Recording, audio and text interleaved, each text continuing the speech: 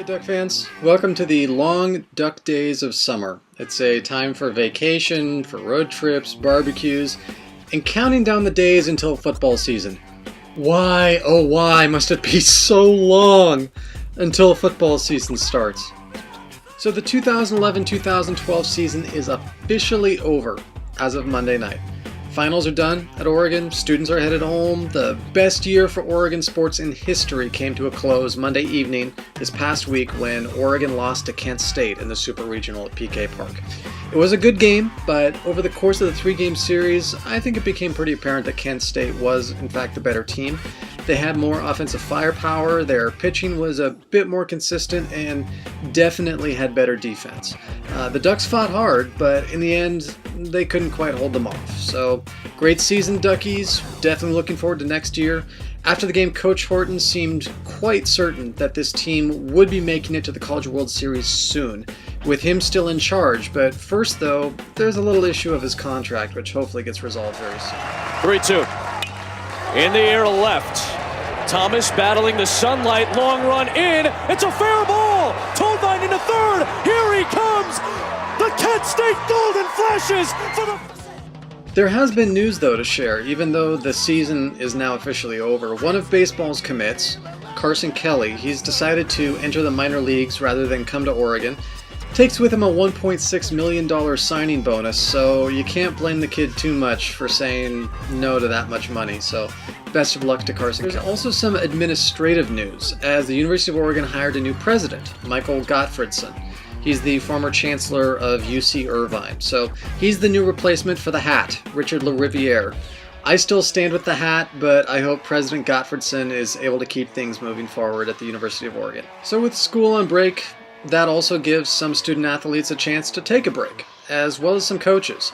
Golf coach Casey Martin actually competed in the US Open.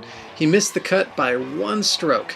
And that included Chip Kelly and some of the football coaches being on site to follow along. And Chip Kelly even picked out what Casey Martin was going to wear, fair twist of play.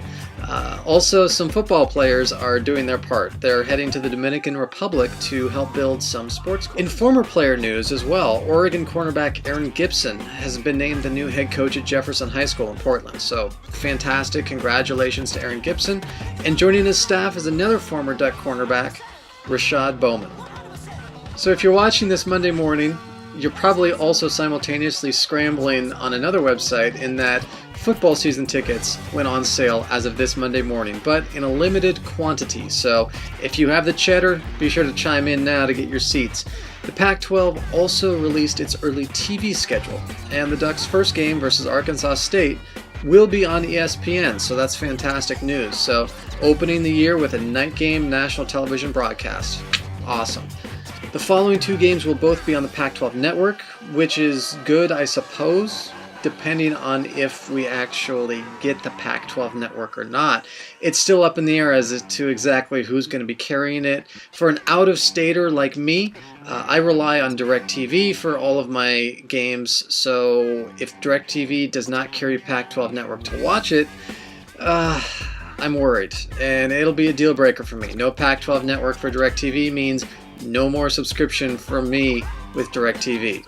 Hopefully somebody carries it, whoever will, they get my business. Of course, Eugene isn't in sports hibernation for the summer. We're coming up on the USA Olympic trials. Those start at Hayward Field on June 21st, so this upcoming week.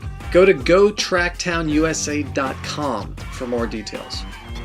There was also an event in Eugene on Saturday night, which was definitely worth checking out, for the Women of Eugene Football 101, a girly guide to the game. It was sponsored by the Kenny Wheaton Foundation. It was organized by gridirongirl.org with some video assistance from FishDuck.com.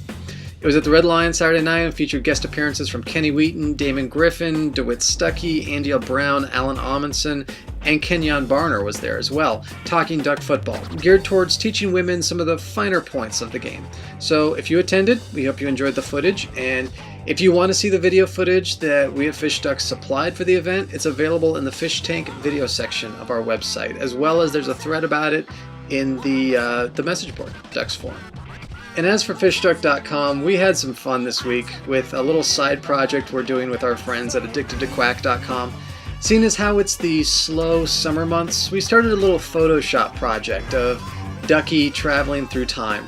We turned it into a whole backstory, and I think we'll add more to it over the course of the summer. It's not like there's anything better we have to do, like work or run a website, so go to the FishDuck forum and check out the thread called Duck to the Future to see some of the Duck's adventures. As for other content on our site, Charles on Tuesday had a video that continued his series focusing on Chip Kelly's game plans.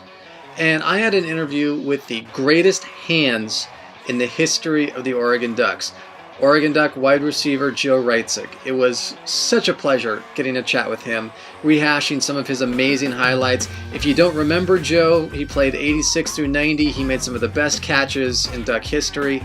A lot of his highlights are on the video, so go check it out. Articles for the past week included a look back at this year's baseball season focusing on the coach who volunteered with the team for free all year, Dean Stiles. It was written by Jared Young on Tuesday. There was a look at baseball and football dual athletes throughout Oregon's history by Jim Maloney. And Sunday, Steve Maher spoke of the Ducks being on the cusp of defensive greatness this upcoming football season. And we were very humbled, very fortunate to receive an article from Villanova University's wide receivers coach and recruiting coordinator, Brian Flynn, on Friday.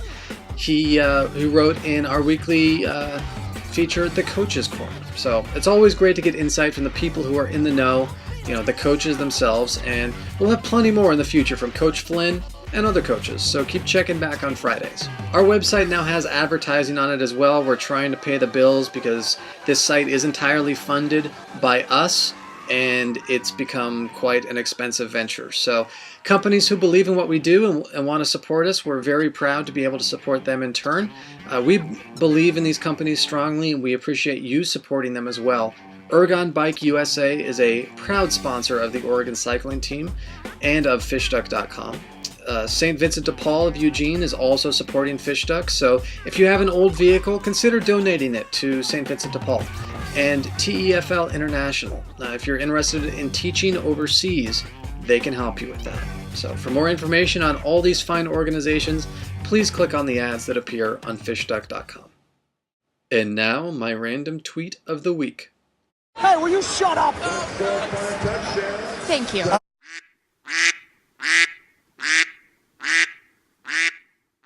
Another week, that means it's music recommendation time. This week I want to talk about a Swedish duo from Stockholm, Icona Pop. I got this feeling on the summer day when you were gone. I crashed my car into the bridge. I watched, I let it burn. Now, they're already very well known in Europe, and they're establishing themselves stateside with a new EP out on Mercury Records.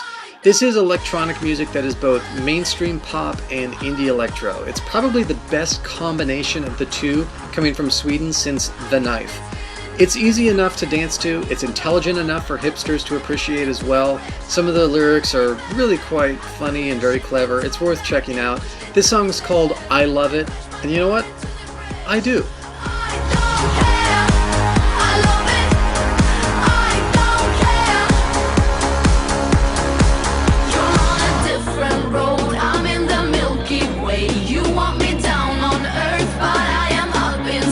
You're so damn hard to please. We gotta kill this switch. You're from the 70s, but I'm a 90s bitch. I love it.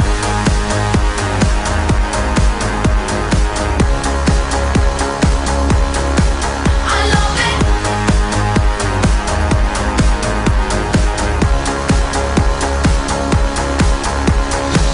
I got this feeling on the summer day when you were gone. I crashed my car into the bridge. I watched, I let it burn. I threw your shit into a bag and pushed it downstairs. I crashed my car into the bridge.